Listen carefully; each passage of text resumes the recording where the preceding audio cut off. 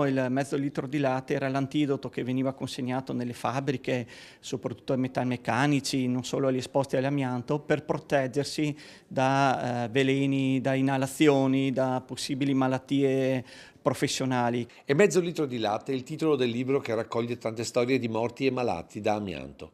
Un nemico subdolo, l'asbesto, conosciuto sin dall'antichità quando a Roma si scartavano gli schiavi provenienti da zone dove esistevano giacimenti di questa fibra, perché morivano giovani. Amianto che successivamente venne ampiamente utilizzato in tutti i settori, dalla meccanica all'edilizia, fino al 1992, anno in cui venne accertata la relazione con i tumori ai polmoni e di conseguenza vietata la produzione, la vendita e l'uso del materiale in ogni applicazione. Ma nel frattempo sono migliaia le vittime inconsapevoli, 27 le storie raccolte in questo libro, gran parte in Friuli, al momento in testa nella triste classifica dei morti per amianto.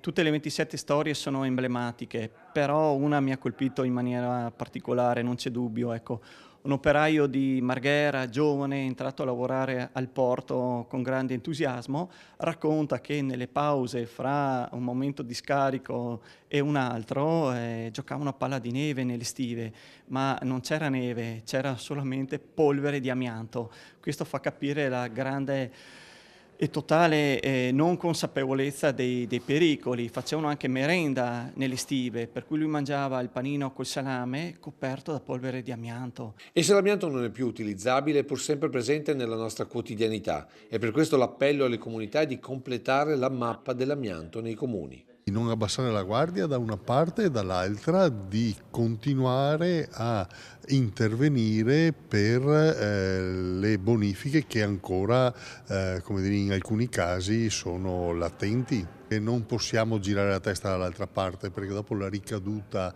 sulla salute dei cittadini, dei lavoratori, delle famiglie di lavoratori, come dire, ci trovano a pagare un conto che molto spesso è un conto drammatico.